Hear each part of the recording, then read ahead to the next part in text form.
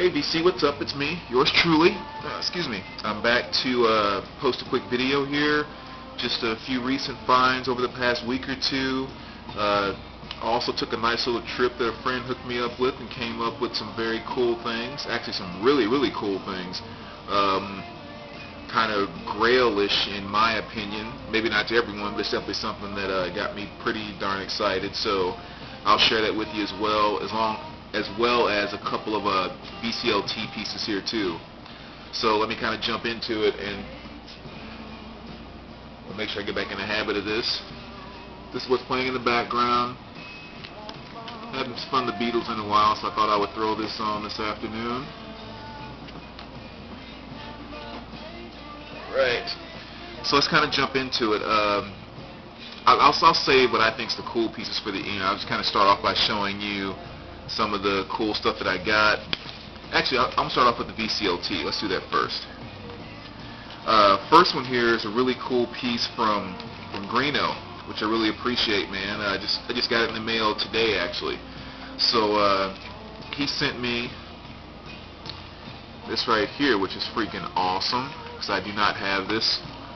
Well, actually, I have it on vinyl, but I don't have it on CD, which is Iron Maiden, made in Japan. Still sealed too. I mean, brand new.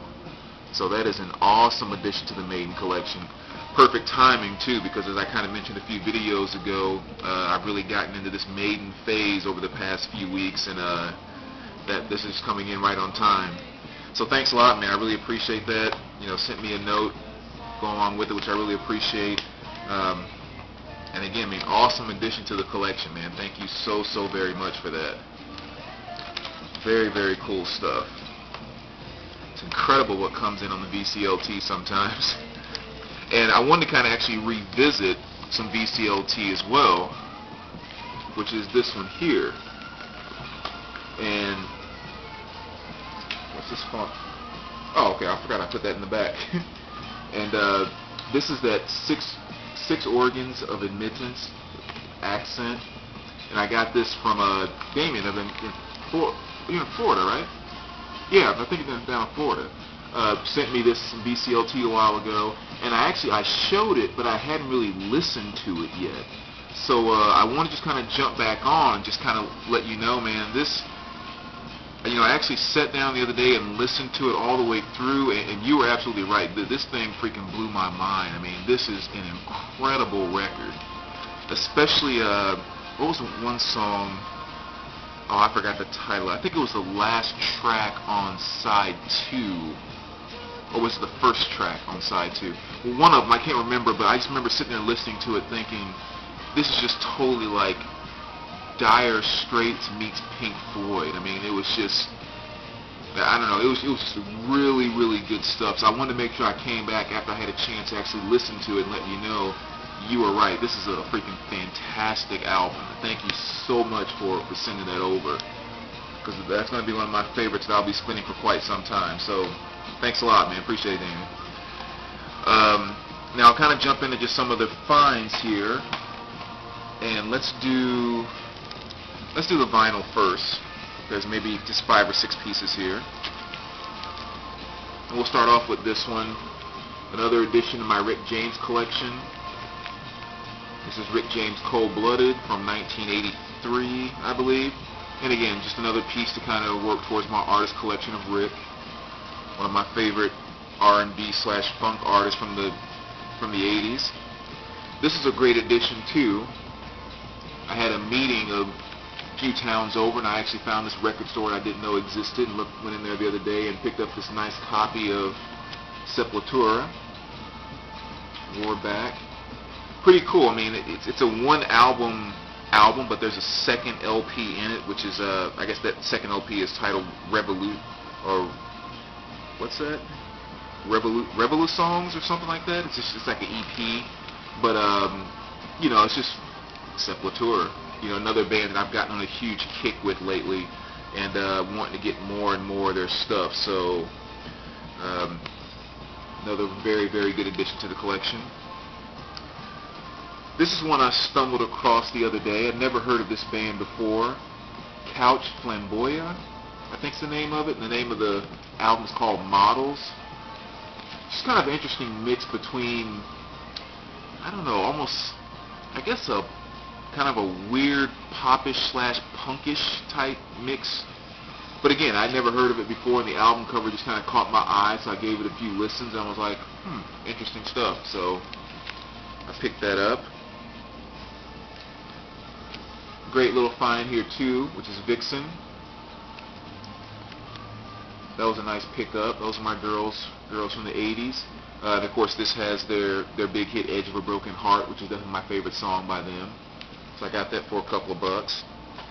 I found another copy of Iron Maiden, Power Slave, which you guys know kind of has become officially my favorite Iron Maiden album.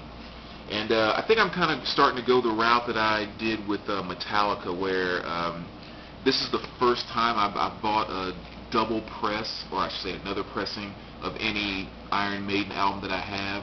And so I think I'm going to start doing some of the multiple press collecting with Maiden, and I think they're definitely worth it. So this is my first one of my second copy of Power Slave, and I picked that up too because I found it for $3, perfect condition, which is awesome. And I feel kind of bad because when I first purchased it, my first thought was it's only $3. I'm going to buy it, and it's going to be some VCLT for someone. And then I got it home, and it was sitting there, and I started spinning it, and I was like, I need more Maiden. Even like you already have it, so it makes me feel kind of bad too, because I actually bought it with the intentions on sending it to someone in the VC. So I apologize to whomever that was supposed to be, which officially wasn't anyone, but I was going to send it to someone. But anyway, moving right along, Mike Oldfield, found this in a dollar bin. QE2. Again, I haven't checked out all of this yet. I've listened to a few songs on it, and it's just typical Oldfield stuff. Sounds pretty cool so far. So, and then the last vinyl here, which I picked up this, which I believe was from the 2012 record store day, I think. Yeah, 2012. And of course, you guys, I'm sure you know this one very well, which is the soundtrack from Empire Records. 2 LP set. Haven't opened it yet, but it's kind of interesting because I got this tape at a Goodwill probably, maybe 4 or 5 months ago. I mean, it's been a while, but I pulled it out and I was listening to it just a week or so ago. And so a couple of days after that, I happened to stumble across the vinyl, and so it was kind of already fresh in my mind, and I was digging it and everything, so I picked it up. But it does have the song "A Girl Like You" by Edwyn Collins, and I love that song.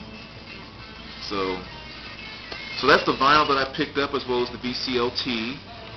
I did get a couple of cassettes too, so some Goodwill stuff here. Bad Company, 10 from 6. Kiss Double Platinum, and this is tape number 2, I believe. So I need tape number 1. So if any of you guys, this is volume 2. So I do need Kiss Platinum Volume 1. If you guys have any extras out there, or any VC Love Train wants to come my way, that's one I definitely need as far as Kiss goes. Old school hip hop there, Young MC, Stone Cold Rhymin' is the name of that album.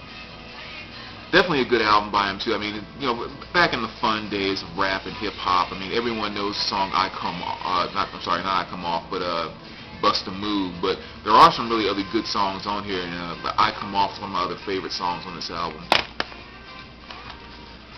And I don't have to say anything about this. Rockwell, Somebody's Watching Me, which of course has the title track, which was such a big hit for him. Which of course was the song that Michael Jackson sang backup vocals on, or whatever. And I always found it so amazing. I mean, as big as that song was, no one can deny that it was Michael Jackson's part in that made that song the hit that it was. I mean, I'm sure Rockwell doesn't want to hear that, but I'm sure deep down in his soul he would admit that too.